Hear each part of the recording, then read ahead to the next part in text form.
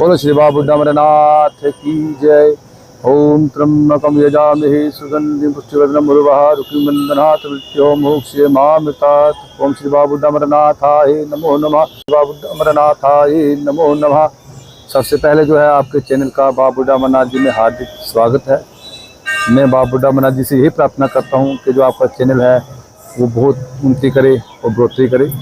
आप जानते हैं कि ये जो श्री बाबा अमरनाथ जी जो मेरे नॉलेज में है कि ये बाबा अमरनाथ स्थान जो है ये कहते हैं कि बहुत प्राचीन स्थान है। सबसे पहला स्थान श्री बाबा अमरनाथ जी, क्योंकि ये स्थान जो है सतयुग के समय का है।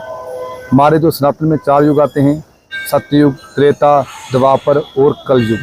तो कहा जाता है कि हर युग की जो अपना अपनी इतिहास है इस बाबा अमरनाथ जी का। और ये स्थान जो श्री बाबा अमरनाथ जी जो ये है आज का नहीं है, ये सतयुग के समय के हैं। सतयुग में कहते हैं कि जो श्री बाबा अमरनाथ जी की जो सतयुग में जो श्री बाबा अमरनाथ यहाँ कैसे विराजमान हुए, तो कहा जाता है कि सतयुग में जब भोलेनाथ जी थे, जो उनकी जो अर्धांगिनी थी माता पार्वती जी, कहा जाता है कि उन्होंने जो है 109वीं बार जन्म लिया। तो माता जी के मन में एक विचार आया कि मैंने जो है भोलेनाथ जी को जो है अपने पति के रूप में प्राप्त करना है, क्योंकि माता जी जो है पहले 108वां जन्म ले चुकी थी। क्योंकि भगवान की जो गले में मुंडों की माला है, आप देखते हैं वो 108 मुंडों की माला है, वो भी भोलेनाथ जो पार्वती जब जन्म लेती थी और मृत्यु लोक को प्राप्त होती थी, और जितने मस्तक थे वो सब भगवान अपने गलों में डालते थे। जब माता जी ने 109वीं बार जन्म लिया सतयुग में, तो माता जी के मन में एक विचार आया कि मैंने जो है भगवान भोलेनाथ जी को पति के रूप में प्राप्त करना है। तो माता जी ने जो है बाल अवस्था से ही तप शुरू कर दिया।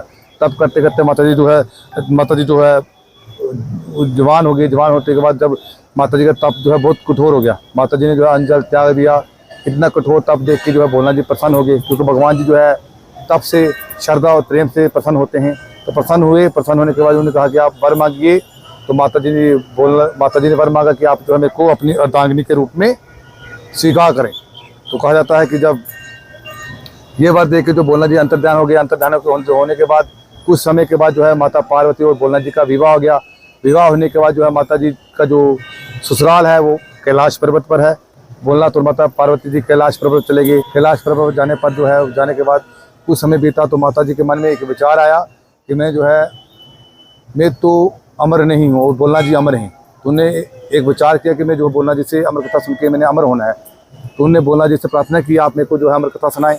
तो भगवान ने जो है उनकी प्रार्थना स्वीकार की। स्वीकार करने के बाद भगवान ने कहा कि हम जो है अमर कथा कैलाश पर्वत पर नहीं, पृथ्वी लोक पर करेंगे। तो आप जानते हैं जब भी हम कोई कार्य करते हैं, जब कोई कथा करते हैं, उसके लिए कोई स्थान जगह चाहिए होता है, कोई जगह चाहिए होती है। तो भगवान किसी स्थान की खोज में निकले। जब वो यहाँ पहुँचे, भगवान जी को ये स्थान जो है बहुत प्रिय लगा। आप जानते हैं कितना सुंदर स्थान देख रहे हैं आप कलयुग में इतना सुंदर है, तो सतयुग में कितना सुंदर होएगा। चारों तरफ पहाड़ी पहाड़, बीच में भोलेनाथ विराजमान, आगे पीछे नदियाँ हैं। तो भगवान जी ने निश्चय किया कि हम अमर कथा यहीं पर करेंगे। तो कहा जाता है जब यहाँ पर अमर कथा शुरू की गई, तो भोलेनाथ जी कथा करने के लिए समाधि में चले गए। माता जी को सामने बिठाया। तो कारणवश क्या हुआ कि जब भोलेनाथ जी ने कथा शुरू की, तो माता जी को नींद्रा माता ने अपने वश में कर लिया। माता जी सो गई। तो कहा जाता है एक पेड़ था, पेड़ पर 2 कबूतर थे, उनने कथा सुननी शुरू कर दी। क्योंकि जब भगवान जी कथा कर रहे थे तो उनको होंके की आवाज़ आ रही थी, कोई कथा सुन रहा है। तो जब कथा समाप्त हुई, भोलेनाथ जी समाधि से आप बाहर आए, माता जी नींद्रा माता से बाहर आई। तो माता जी ने हाथ जोड़ के प्रार्थना की कि आप भगवान जी कथा अमर शुरू कीजिए। तो भगवान ने कहा कि मैं कथा जो है समाप्त कर चुका हूँ। तो माता जी ने कहा मैंने कथा नहीं सुनी। इस पर भोलेनाथ जी को क्रोध आ गया कि जब मैं कथा कर रहा था कौन सुन रहा था। तो उन्होंने अपने दिव्य दृष्टि से देखा, जो 2 कबूतर कथा सुन के अमर हो चुके थे वो दिखाई दिए। भगवान उनको मारने के उनके पीछे भागे। वो दोनों कबूतर यहाँ से भाग के बर्फानी अमरनाथ गुफा में जाके छुप गए। जब यहाँ से भोलेनाथ और माता पार्वती वहाँ पहुँची, तो माता पार्वती जी ने जो है भोले बाबा जी से प्रार्थना की कि ये दोनों अमर हो चुके हैं, अमर चीज़ कभी मरती नहीं है, नष्ट नहीं होती। आप अपना क्रोध शांत कीजिए, इनको क्षमा कीजिए, तो हमें जो है वापस कथा सुनाए। फिर कहा जाता है कि माता जी को बर्फानी अमरनाथ में कथा सुना के वहाँ अमर किया गया। कहने का भाव कथा जो है बाबा अमरनाथ जी से शुरू की गई, ख़त्म जाके बर्फानी अमरनाथ में हुई।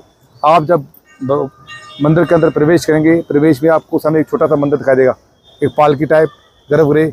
वो पूरा एक ही पत्थर का, वो भी स्वयंभू है। उसके 4 दरवाजे हैं। 4 दरवाजे क्यों हैं? हमारी 4 दिशाएं, 4 वेद, 4 वर्ण, ये मंदिर उनका प्रतीक है। जब उस गृह प्रवेश के आप अंदर प्रवेश करोगे, उसके अंदर एक वाइट जो चट्टानी बाबा स्वयंभू के रूप में विराजमान है, वो दिखाई देंगे सफेद सफेद, वही बाबा बूढ़ा अमरनाथ जी बूढ़े के रूप में वहाँ विराजमान है। तो कहा जाता है कि जो ये पालकी है वो जो बाबा बूढ़ा अमरनाथ जी का जो अंदर स्वयंभू रूप है, ये जो है इसका अंत नहीं है, ये पाताल लोक तक ऐसे ही जा रहा है। तो कहते हैं ये एक सिद्ध पीठ स्थान है। सिद्ध पीठ स्थान का क्या होता है, जब युग चेंज होता है तो वो मिट्टी में दब जाते हैं, वो नष्ट नहीं होते। जब नया युग आता है तो भगवान किसी को सपने में दर्शन देके उस स्थान को उजागर करते हैं। तो कहते हैं जब सतयुग समाप्त हुआ, प्रलय हुई, ये स्थान जो मिट्टी में दब गया, फिर त्रेता युग आया। त्रेता में आप जानते हैं कि राम राज्य था, राम राज्य में रावण था। रावण के जो दादाजी थे उनका नाम था पलस्त ऋषि। तो पलस्त ऋषि के मन में एक विचार आया कि मैंने तप करना है, क्योंकि इस स्थान को भी उजागर होना था। तो जब वो ध्यान में बैठे, उनके ध्यान में ये स्थान आया, दिव्य दृष्टि में ये स्थान आया, वो यहाँ आए, इस स्थान को मिट्टी से बाहर निकाला। तो यहाँ बैठ के उन्होंने कई हज़ारों साल तप किया पलस्त ऋषि ने। तो जो पुंछ का जो प्राचीन नाम है पलस्त राज्य है, क्योंकि ये जो है रावण के दादाजी की बसाई हुई नगरी है। वो मैं आगे कथा में आपको बताऊंगा। कहते जब त्रेता युग समाप्त हुआ, प्रलय हुई, ये स्थान जो है फिर मिट्टी में दब गया। फिर आया द्वापर युग। द्वापर में जो कहते हैं जो पांडु थे, जब पांडुओं को वनवास काल हुआ, वो अपने वनवास काल में यहाँ पर आए, इस स्थान को मिट्टी से बाहर निकाला, यहाँ पूजा अर्चना की और चले गए।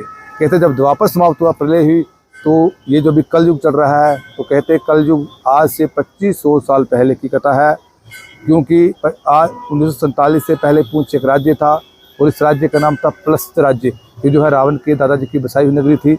जब 1947 में बंटवारा हुआ, 3 हिस्से हमारे जो पाकिस्तान ने ले लिए, एक हिस्सा हमारे पास बचा, इसको जो है डिस्ट्रिक्ट बना दिया गया और इसका जो है नाम चेंज कर दिया गया, उसको प्लस से पुंछ बना दिया गया।